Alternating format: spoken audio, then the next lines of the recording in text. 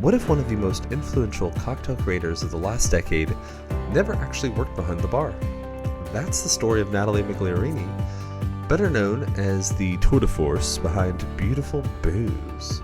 So this is a very fun conversation for me. We get to dig into all sorts of things, like why she avoids naming brands in her book and on her Instagram, what she thinks about the ugly recipes you all are seeing out there, what it was like to lock herself into a room and make hundreds of cocktails in New Orleans. That was fun. And yeah, so much more. Natalie is fantastic, and I love seeing all of her cocktails. So thank you for listening to Serves You Right. Without any further ado, here's Natalie.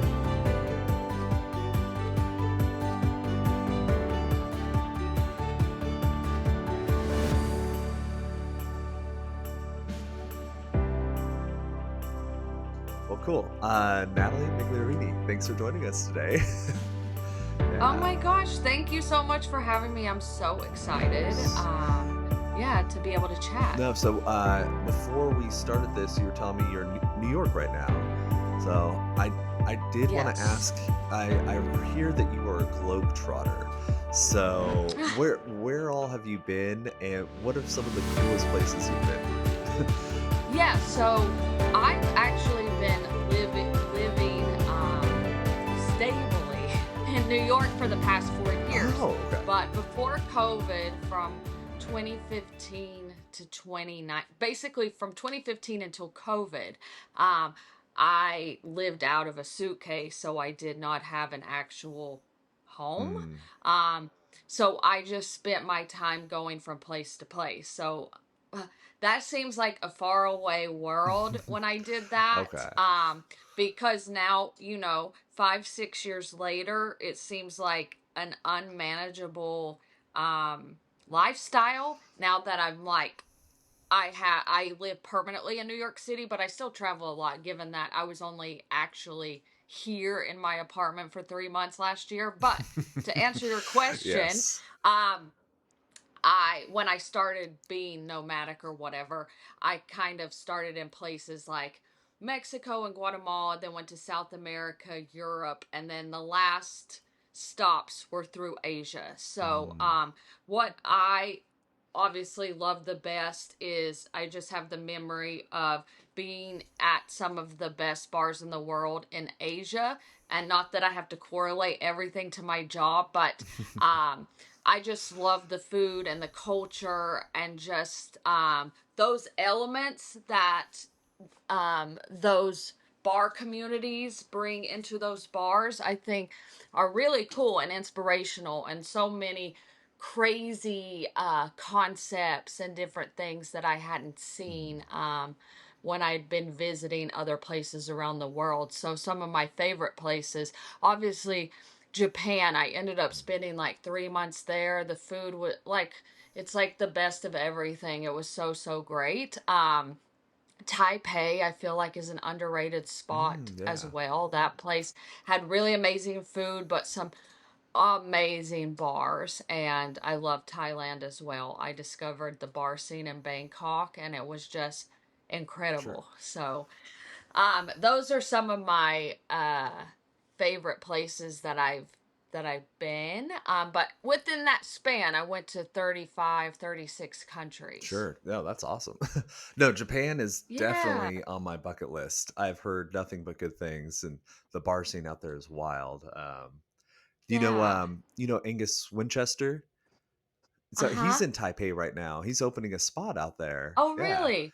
If Yeah. if I think that is an incredible place. I went to like some bars that you literally walked into like a spaceship. yeah. It's like, And okay. you kind of think that those elements are going to be like totally cheesy, but it's not. The Hmm. cocktails and the space is so epic. Mhm. Like, Well, it's cheesy if yeah. it's done poorly. You know, like I always think about tiki. You know, like tiki if you don't do it well can be very tacky. But done well, Right. it's done well and it actually it fits, you know. There's some places I've been in New Orleans that I'm Yeah. like, I could not imagine this otherwise. It's Polynesian to the core. Right. Yeah. Yeah. Um, Amazing. cool. So you are very deeply steeped in the drink world, but you've never worked official hospitality. Did I get that correct? Or have things changed since I've looked into you? No, I've never been a bartender. Like I've done guest shifts here and there. Hmm. I did one in Bangkok and Singapore when I and Mexico City. Um to give me a little bit of taste about being behind the bar. When I first started, like in 2013, beautiful Yeah. booze, it was really because I liked entertaining people at home and I was trying to just explore cocktails. And at the time, I was living in Seattle, and that's where in 2013 the cocktail scene there and around the world, you just started seeing more and more like restaurants putting a lot of resources into bar programs, Hmm. and then just a lot more like craft cocktail bars pop up. So I was interested in having like signature drinks and stuff and teaching myself like what those are and what that looks like. How And can I do this at home? Yes. instead of just opening up a beer or a bottle of wine or just like sipping on, which this was my thing, just sipping on different bourbons. Hmm. I was really interested because I'm originally from North Carolina, and I first started exploring more of bourbon cocktails because that was like at that time my favorite spirit. So I just wanted to explore classic cocktails with bourbon and just like seasonal twists that I could put on those. Hmm. So that's where it really started. So no, to answer your question, I've not traditionally been behind the bar, but the difference between me and someone else, it boils down, well, to many things, but the one thing that I cannot do, I can if I pre-batch, but that's more of a struggle for me would be making drinks at Oh volume yeah. in a high volume Yeah. spot. No, that makes sense. I can do Mhm. it, but You wouldn't be happy you about know, it. Yeah. I wouldn't necessarily choose it. Yeah. No, and I actually I asked that and I hope it didn't come off as a slight because I actually think there's a cool kind of strength there and a cool like angle that you get to play where most of the people that are, scrolling Instagram or looking at pictures of cocktails are going to be non-bartenders, just the people that work the 9 to 5 jobs that maybe want to make the cocktails after work at their house or go into a fancy cocktail bar and get them. So you actually get more connection with the people that are actually seeing all these things evolve, you know. Yeah, and I do get a lot of like hospitality and bartenders following me because I they have like there's been different places, whether it's been distilleries or bars, that have like replicated my cocktails for their menu, which is very humbling. Hmm. At the same time, um for me, my page originally was, easy cocktails to make at home, like twists. Like I rarely am trying to replicate cocktails that I like ordering at bars. I Hmm. think there's space for both of those kind of things to be together. So the difference between me, if you go to my page, it's more or less I try to make simplistic cocktails that you can make at home with not not super advanced techniques or many ingredients, things that seem Sure. approachable that people just don't look at and go, oh yeah, I like that, never make it. It's for me an inspirational idea Hmm. that I would always get. I compare like the food industry, obviously, and creating food and recipes to like cocktail recipes. It's like I had so many cookbooks and they were just inspirational to me in a way to look at them, but I never made anything. Hmm. So I really wanted to have an account that was approachable where people would actually make the cocktails. And I know a lot of people make them. I don't see them, but I really appreciate when people do like tell me that they made them, give me feedback, and also post stories so I can share that. People are making the cocktails and enjoying Oh, them sure. at home. Yeah. Well, so if someone's looking at your account right now, are there a couple of like recent hits that you're like, try this, you're gonna love it, it's easy. Like, Well, so people that have been following me for a while know this about me. I get stuck in phases. yeah. And I'll go through phases. Like 2018 was like the phase of the bramble. Like, here's another Yeah. bramble. Here's another bramble. I don't know why I got so addicted. Part of it was I like the classic bramble, and I thought it would be cool to show different versions of brambles. And so that was like a trend. And then I clearly have, over the past 3 to 4 years, have gotten like obsessed with margarita twist, which people are like you got out of the margarita challenge on Drinkmasters, you're still making margaritas. Yes, I'm still making margaritas. Oh Yes. my god. But I've recently been in a phase of making like layered drinks. Okay. So whether it be like two different flavors layered on top because I think it looks cool, or like combining two classic cocktails into a new drink. And I did that a little bit in my book. I took like kind of what I did on Drink Masters. I took an Aperol spritz and a margarita and combined what I thought were the best ingredients for those into one cocktail. So I do like doing that. And I try to gauge with my audience. Like a lot of people with I try to gauge my audience, and then I try to gauge like what's trending online, and that by any means is not something that I go on, like just Instagrammable Sure, cocktails, sure. but obviously I want them to catch people's attention also. So like I know that like why I started Beautiful Booze is when I was looking to create classic cocktails, all the photos that I saw online, the cocktail recipes were great. They were classic cocktails, they were great.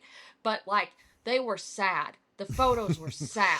Yeah. Like nobody Sure. wants to make that. Yeah. If the photo is sad and the cocktail is sad looking, it Mhm. takes a lot of things. Like the glassware sucks, the ice sucks, there's no garnish. Like nobody wants to make that. And so part of my goal beyond making cocktails, teaching myself how to make cocktails and making cocktails more accessible for the general consumer, was also giving them the respect they deserve. Sure, sure. And the recipes are so good, but when it's like a sad little picture or a video of a cocktail, do you want to make it?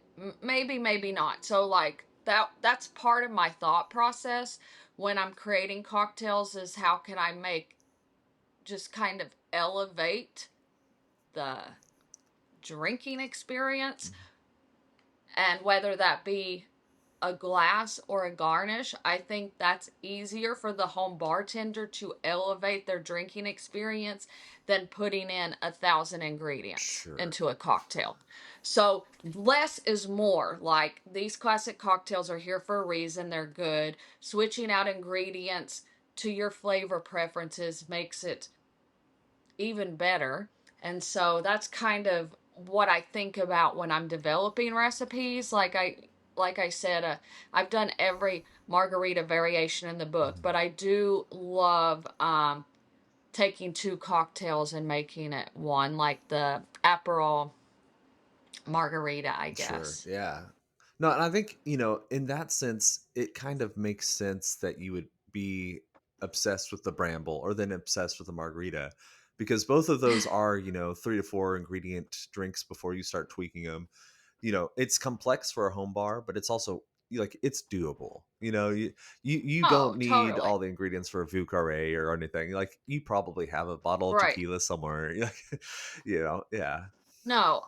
And part of the reason I was expanding on that margarita flavor profile is because I noticed that where tequila felt once like a bad night for everyone, something happened where we started seeing more high quality tequilas. Maybe they were already Mhm. there, but there was more education to the consumer. The consumer started tasting and trying more tequilas that were maybe top shelf, and I just saw an influx of people requesting and wanting tequila Hmm. recipes. And so for me, it was easy to make that happen because there's so many classic cocktails that taste really great with that deep agave Yeah, flavor. yeah. And I mean, the distance between the tequila that you remember and you got in trouble in with in college and the stuff that's on the market now is night and day. Like I still remember Yeah, doing my nights of Jose Cuervo. I did my time, and now like you can get some really good stuff, and it's not like I mean, well, you can pay any amount that you're comfortable paying, and you can get there's all the way up to the Clase Azul ultra high end, but like you can get a great right. bottle for $40, no problem, anywhere in the US. Yeah. Totally. Yeah. Um, So, it's become a little bit more accessible and to get high quality mhm. tequila, which is part of if you're making something at home, you should have something.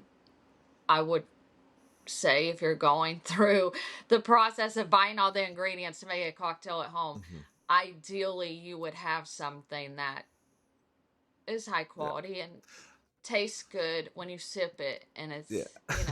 it's just gonna elevate the overall drinking experience starting with a quality I product. always tell people it's like getting like really good potatoes, really good butter, and then getting the cheapest steak you can get. Like you should probably spend a little on the steak too, because it's the whole meal and it's like the Right. meat of what you're doing.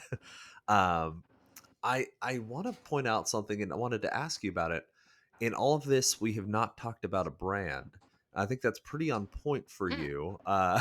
So I notice you often don't mention brands and what you do. Is that to like allow a little more accessibility, or? Yeah, I mean, a lot of it was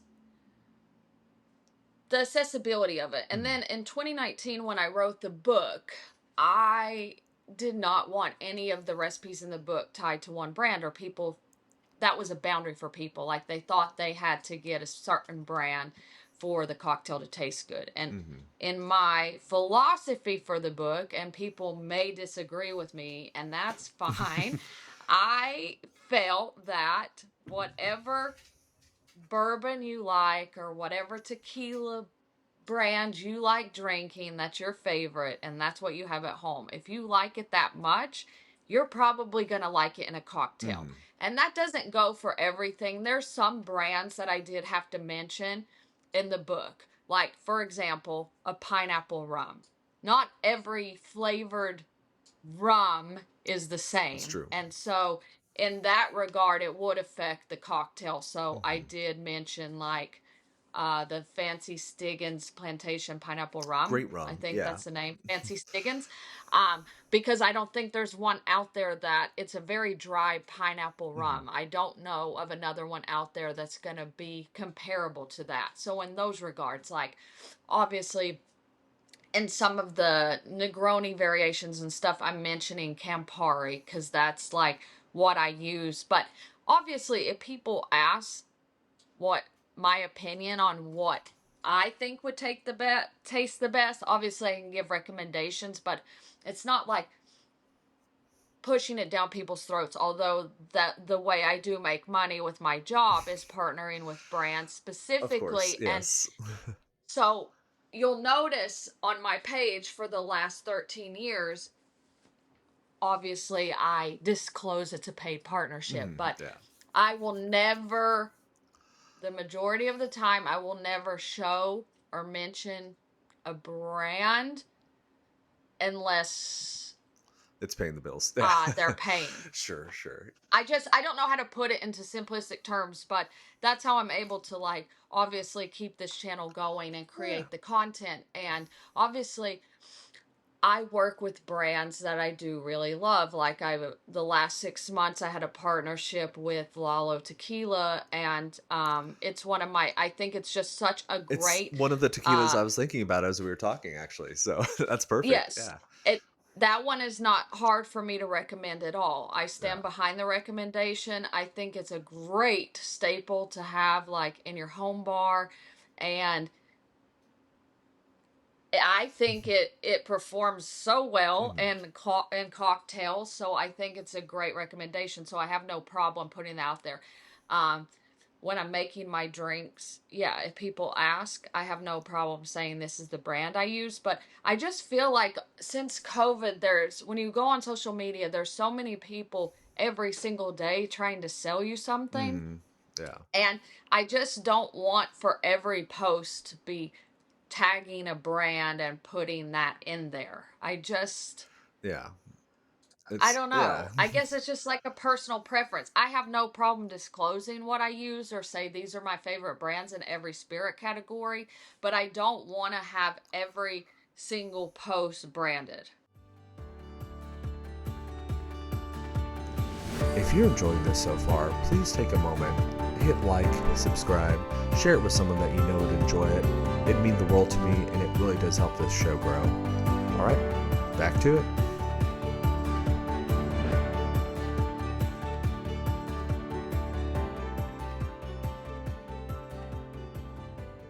Sure. No, that makes sense. Because eventually it is like, if nothing else, for some of the smaller states with our three-tier system, they may not be able to, like, there might be states that don't have Lalo. I don't know, but I'm just guessing. Well, I mean, they probably have decent coverage. Yeah, who knows? But there are some It's brands that it's you can't hard. get in every state. There are some places Yeah. you can't get these things. Well, I know this because I'm from North Carolina and we have ABC stores. Oh yeah. So government controlled ABC stores, and so they're purchasing the big, uh, just the big beverage. They're purchasing like your Diageo Hmm. portfolios, your Pernod Ricard portfolios, and then they do support local like North Carolina distilleries, but there's not a lot of niche products. I'll put it that Yeah, way. you can't get like artisanal mezcal, probably that sort of thing. Because I've haven't I will in the past when I've been visiting there and I've had to do a quick project, I've literally one specific in my head. I was doing a rum cocktail with Florida Hmm. Cognac 18. Uh, they they did not have it in North Carolina. I drove 2 hours to the border of Georgia to pick up that Yeah. bottle. Yeah. No. So, Yeah, the listeners that are not in the U.S. Well, I mean, you have a new and different set of challenges in the EU and all over the world. So every country has its own unique struggles with alcohol. But yeah, right. no, yeah. I mean, I grew up in Texas when I was a kid, and like we couldn't get hard liquor in my county. You had to go to the next county Yeah. just, and then like we could buy booze after midnight, but not in the next county. Like it's wild throughout That's the U.S. Yeah. crazy. That is wild. Yeah. So that's the thing. I understand to some people it'd be helpful because they want to get the recipe right, but like, I don't know. Like, I also look at there's quality also in different food things, and you don't go through recipes seeing every ingredient branded. Like, use this butter, use this brand of olive oil. I know Hmm. it's different and it's not as comparable, but at the same time, I don't want to sell something Yeah. And I mean, all the time. I would presume if you are following a channel about beautiful booze, and the specific brand isn't mentioned, there might be a joy and a fun in trying a couple different and getting to actually decide for yourself which one is your favorite. Yeah. Right. If you like making drinks, you can just make more drinks too. That's Yeah. right. Yeah. So this show is not sponsored by Lalo or Florida Cognac or anything. What are some of your favorite like whiskeys, rums? Like what do you go for when you're going to make drinks? I mean, I'm right. Well, I'm in the tequila Okay, phase. yeah, Um, there's a lot of chat on additive free tequilas right now in the a space lot, and yeah. what that means and whatever the case. I still think like I don't necessarily think that you have to buy an additive free tequila, but some of my favorite brands, I'm like looking around my house because I have like about three different sections of alcohol going through. Drink now, drink later, So gift. Yeah. Yeah. right. No, I've leaned into I've always liked gin, and I really Mm, like London dry gin. I've really been leaning into. I went to a couple events with Forge Gin, and I've had a couple of bottles laying around. I think it's a great like price point for just like a London dry gin for mm. your classic cocktails. I've been using that a lot. I love Pinhook bourbon. If you've had a chance No, to let me try write that that, down. it's really great. They do a lot of very cool. They do blending, so they get bourbons from different places and blend it. Mm, So they do a lot of really cool collaborations with distilleries around the world, and then they get some really cool people besides their owner to come in and blend things. okay. And I've actually watched one of the blending sessions, and it was really cool. So you kind of see like what's behind it. I know the one I watched, they did a big collaboration with Starward whiskey that's out of Australia. Okay. Cool. So it was interesting to kind of try that collaboration. But yeah, it's just like something that I gravitate towards classic brands that I've always had. Like I love Four Roses. Oh, It's sure. one of Yeah. my staple. It's one of my staple bourbons. I always have it stocked in my bar. Mm, But I also love like trying like collaborations and brands that are doing like really cool stuff, mm. which is why I've gravitated towards Pinhook in recent. But uh, Four Roses small batch is one of my And staples for the in price, the yeah, you bourbon. can't beat it. It's Yeah. just so consistently good. Mm. Like I said, I for Blanco tequila, I gravitate towards Lalo. They only make Blanco. I think they make it a really great product. Concentrating on that one product, I think has been great. They've released some high proofs every once in a while, but just the mainstream Blanco bottle, no frills Yeah. there. Perfect for cocktail making. What else? I do like Volcan tequila. Mm. I've been drinking and trying a little bit of their stuff that I've been able to get here. Um, let's see what categories am I Mm. missing? Rum. So I think rum. The whole entirety of the category for consumers is also needs a little bit more education. Yeah, for I sure. realized that when I was writing my book, because like when I was writing my book, I'm like, how do I classify these rums? Like aged rum and all of this, it gets complicated. I think rum is amazing. I love it. I just I don't.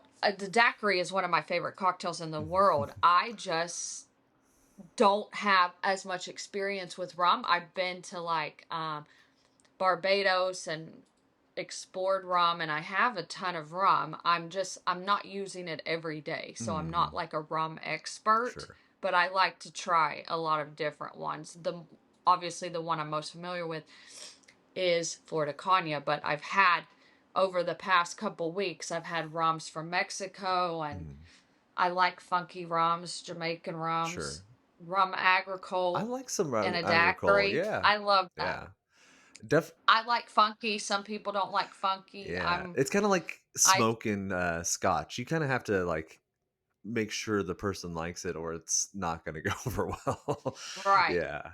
No, totally. So I don't know. It's I know I'm like leaving some brands Yeah. out as I'm looking into my. I'll give you a shot.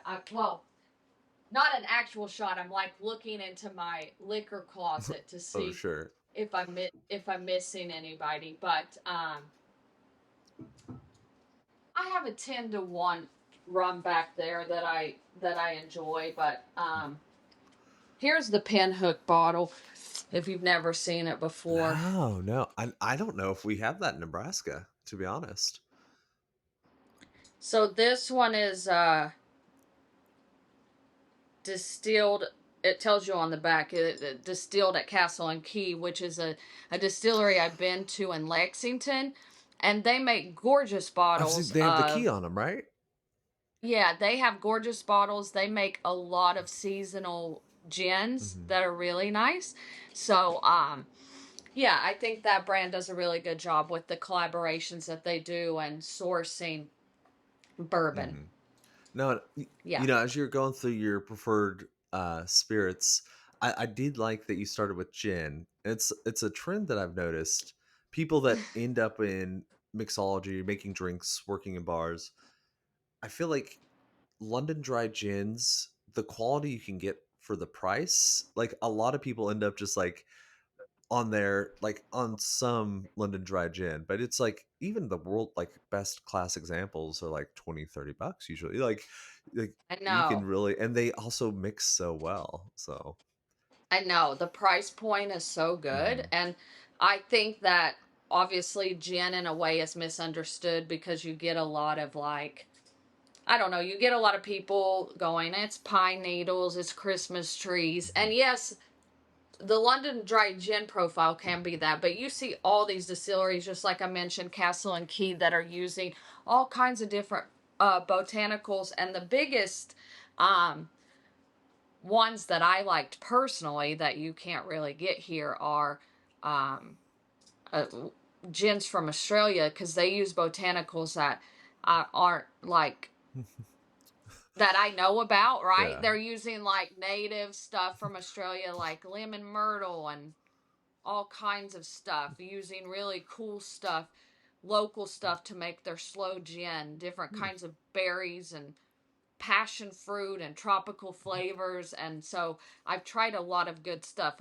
These are like specialty items. They're good for specific cocktails, like, it's not great for something like a gimlet, or like I'm gravitating towards like a bee's knees, where I Mm. think that honey is a nice addition to a lot of different flavors and botanicals in gin. So I think a cocktail like that, I got on a kick where I took every single cocktail, basically classic cocktail, and if it had a sweetener in it, I was using honey.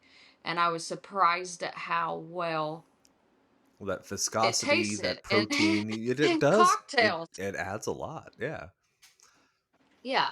So that's something that I got fixated on, Hmm. honey and uh, different versions of the bee's knees. And then I was like, okay, the bee's knees. And then there's the bourbon version. Well, the bee's knees is served up, but then there's the bourbon version that's served on ice, which is incredible. And I'm blanking on the name because my brain is shot, but it's like I don't know what the classic cocktail is, but Oh yeah.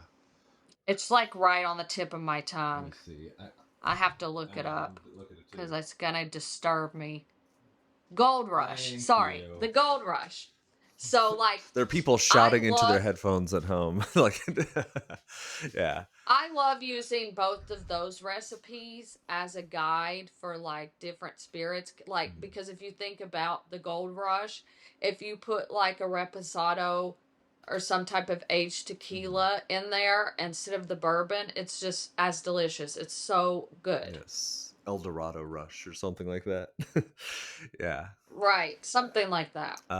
So you mentioned it earlier. I wanted to circle back if we could. Drinkmasters. Yeah.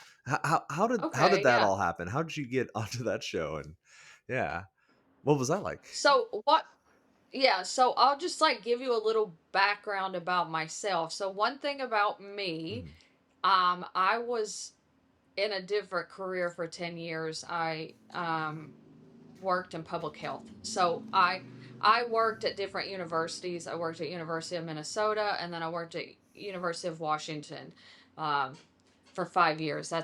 I was in Seattle. So one thing about me, when I first started this as a hobby, I didn't think it was going to become a job. And quite quickly, there was a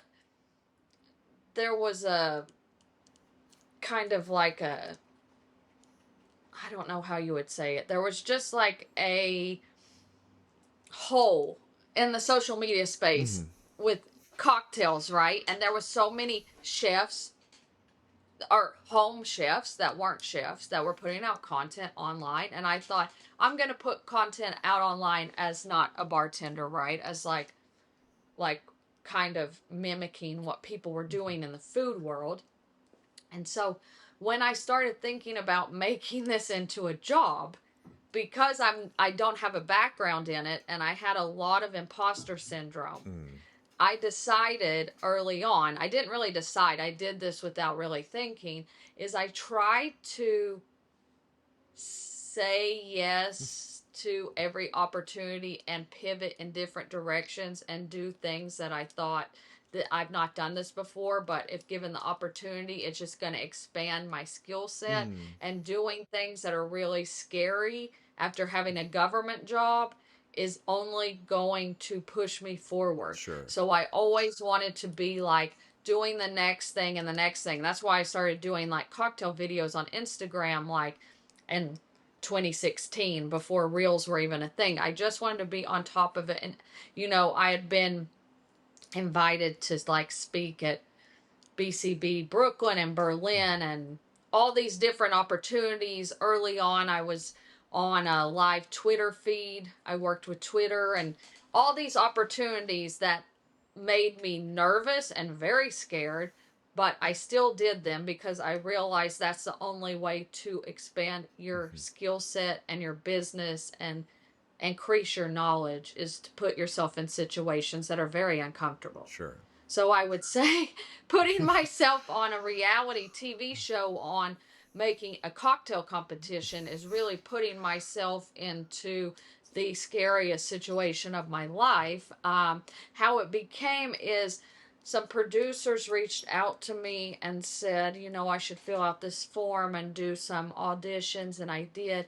In the back of my head, I'm thinking, I'm going to do this because in my head, I'm always like, I am a competitive person. I think I can conquer this. But in the back of my head, I'm like, there's no way I'm going to be on this. But I'm going to go through the audition process because why? I'm going to try to take every opportunity, right? Hmm. So I did it. And then they called me and they said, I did several auditions and they said I was going to be on the show. So that kind of happened. I didn't know who else was going to be on the show. I thought maybe it's going to be a mix of bartenders and home bartenders, but like when I got there I was the only home bartender, so then I was Surprise. Yeah. really scared because I felt like the people on there, I didn't feel like the people on there, I knew the people on there had done so many bartending competitions Hmm. and this was going to be my first one. Yeah. No, I worked with Alex So Velez for years back in Santa Fe. right, So I was like, wow, yeah, what a group. Yeah. I had no I went in with absolutely no expectations. Mhm. There's a lot of things I would have done differently. I put so much pressure on myself Mm. because I didn't know how you just don't know how you're going to be perceived or end up on how it's going to film, right? Mm. So like I just think there was a bit of like for me overthinking and just putting so much pressure on myself. Like if I could do it over again, I would have come in less, I guess, giving a fuck. Like Yeah. No. giving a fuck, but like less pressure on myself. I was in my own way. Oh yeah, in your head. No, 100%. Yes. I so we didn't get to talk a lot before this, but so I have in my background when I was bartending before I pivoted to management and being a som, I won a big competition in Arizona Cocktail Week, and that's how a lot of Mm. people know me. But there's a hidden story before that. My true Oh, okay. first competition, I got dead last. It was a Don Q rum competition, and I messed up the garnish. I got in my head, and literally I was last place, lowest score. And like you don't know what it's like to be on the like in front of people on stage in the moment until you do it, and then Right. like the first time you almost always are gonna like fall apart. It happens. But like Right. you have to do I it, mean, it's it's why during COVID I started doing Instagram lives like 5 days a week, because actually I noticed that after traveling so long, I felt kind of isolated. And then during COVID, I felt isolated Hmm. and I wanted to improve like speaking to the camera. Yeah. And I noticed that the more I showed up on live and just made cocktails and tried to keep up with the craft, even though COVID was happening, it helped me really increase my public speaking skills. And Hmm. I feel like it's the same with competitions. The more you do, the better you get, but you need to be doing it consistently. I mean, you don't have to do it consistently, but you know what I mean. The Hmm. more you do stuff, the better you get at it. The more I go and do seminars, the more of those I do, the better I get at doing those. And Sure. so it's just like one of those things. Yeah. Yeah. No, I mean, the job I have now, I lead a pre-shift meeting where I have usually 15 to 20 people watching me, and it's, yeah, 15 minutes a day, but it helps to have that practice, because if you're not putting yourself on a stage in front of people, you lose that Yeah. muscle, Yeah. Um, No, totally. I did want to ask, how did the book come about? And yeah, Yeah. yeah, tell me a little bit about that journey. So the journey was is I had been approached several times about writing a book, and I think as somebody, as anybody, when you hear the word book, oh, I can publish a book, you think to yourself, oh yeah, this is amazing and I want to do it. But I had several book um, publishers contact me over the years, and I wasn't, at first I was like, oh my god, yes, obviously I want to write a book, sign me up. But then pull you, as a business owner and a person that's creative, you need to pull yourself back and say, is this the best opportunity for myself? Hmm. Um Many of those proposals that came in to me to write a book were not exactly aligned with how I wanted my book to be, Beautiful Booze. I had a certain idea of how I would like that book to look.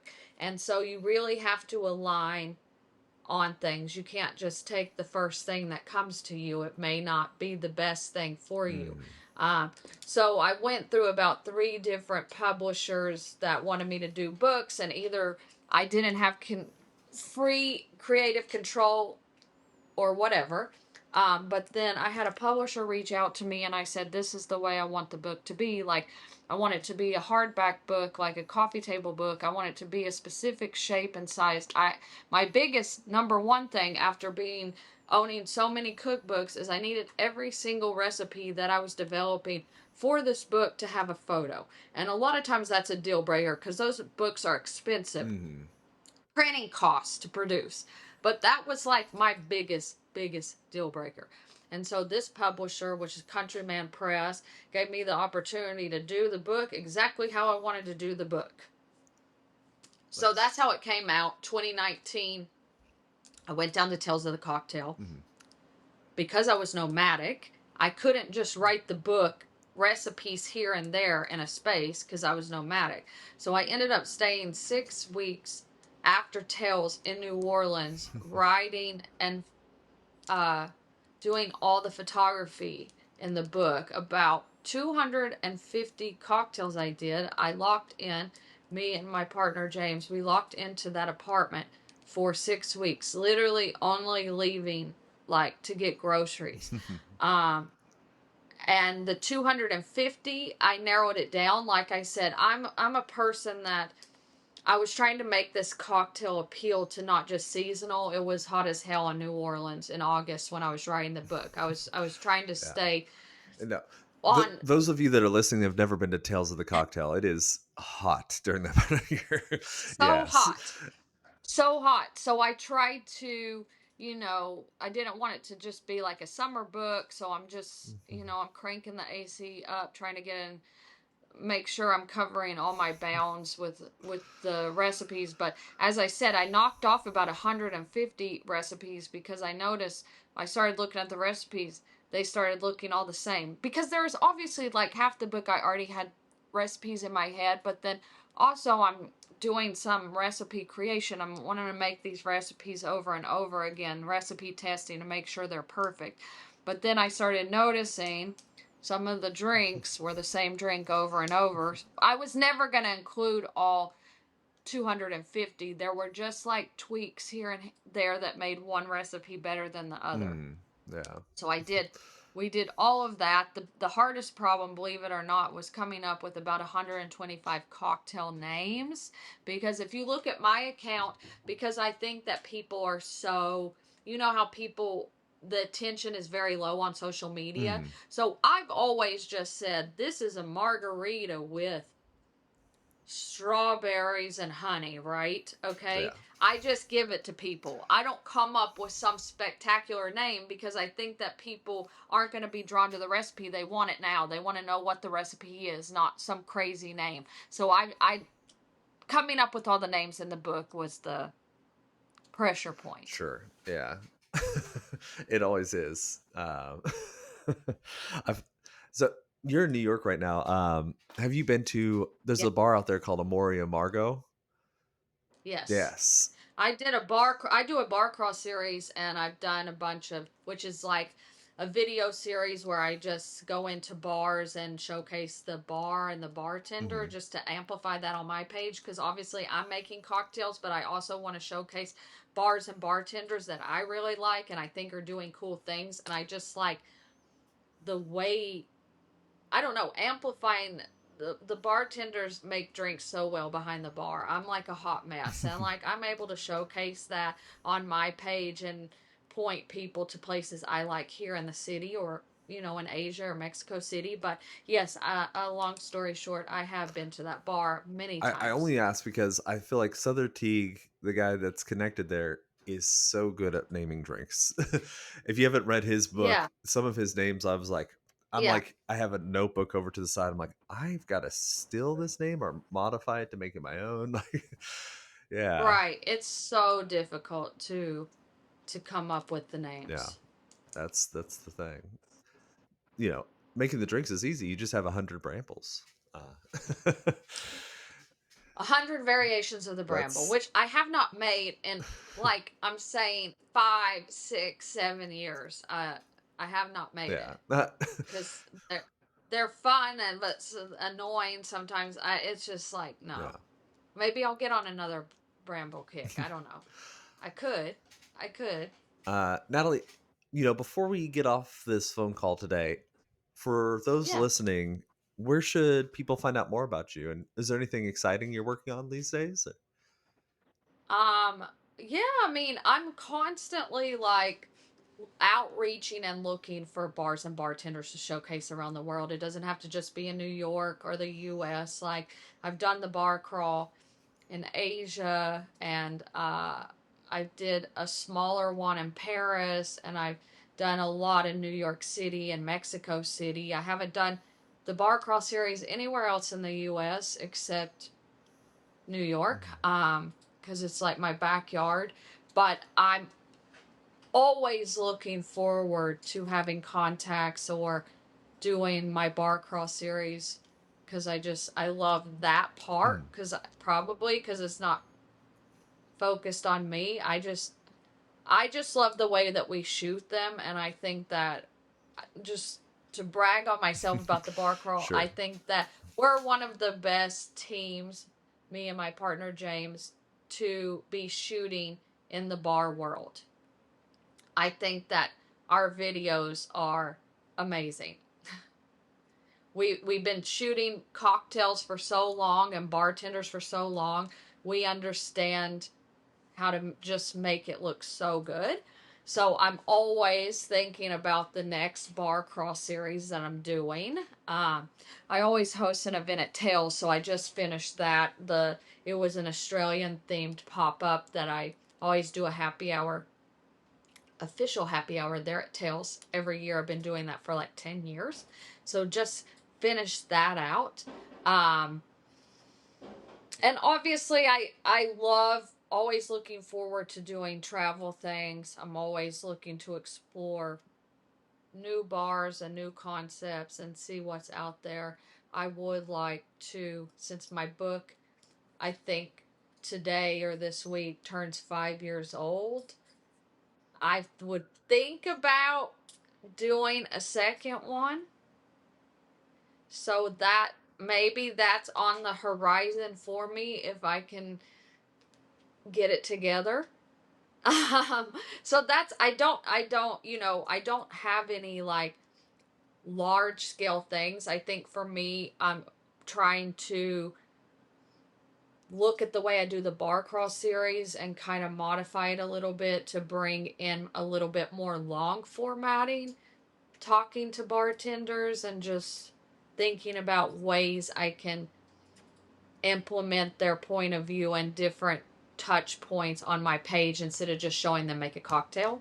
Like kind of more deep diving into like what does their days look like what's their favorite ingredients to use, kind of like rapid fire questions, but formatting a couple different videos so people get a sense of the actual person behind the bar. So that's kind of my goal, and as always, I'm always trying to amplify women behind the bar as well. So I've been really focusing on that this year, so I'm hoping to keep that going. I did some talks in Mexico City to their female community there, so I'm always trying to source out projects that may be a good fit for me to come and talk about what I know best, which is social media and content. That's my bread and butter there. So yeah, the best way to find me is on Instagram. I can't imagine how much time I've spent over there over the last 13 years. So Instagram, I'm always answering DMs and all of that stuff. So Instagram is where I live.